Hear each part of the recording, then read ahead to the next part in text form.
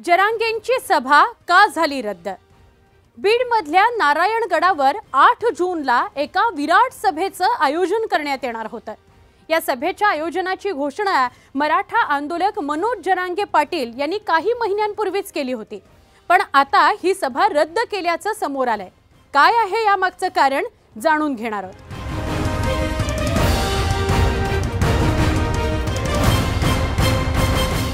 सध्या निवडणुकांचा काळ सुरू आहे।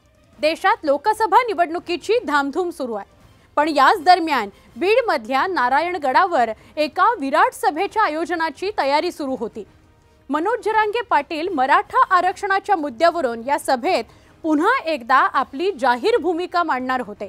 मराठा आरक्षण सरकारने दिलं असलं तरी सगळे सोयरे आणि ओबीसीतून आरक्षण ही अजूनही मनोज जरांगेंची मागणी आहे। याच पार्श्वभूमीवर ही सभा होती। या सभेची तारीख ठरली होती ती 8 जूनची, पण आता ही सभा रद्द झाल्याची घोषणा करण्यात आली आहे। पण का? सध्या बीडमध्ये पाण्याचा प्रश्न गंभीर बनलाय, उन्हाची तीव्रताही वाढली आहे, एकूणच दुष्काळाचं सावट आहे। बीडमधली ही सभा तब्बल 900 एकर जागेत होणार होती। त्याकरता लाखोंच्या संख्येने मराठा समाज बीडमध्ये दाखल होणार होता। दुष्काळी परिस्थितीमुळे या सगळ्यांची गैरसोय होऊ नये त्यामुळे मनोज जरांगेंनी 8 जूनची ही सभाच रद्द करण्याचा निर्णय घेतला।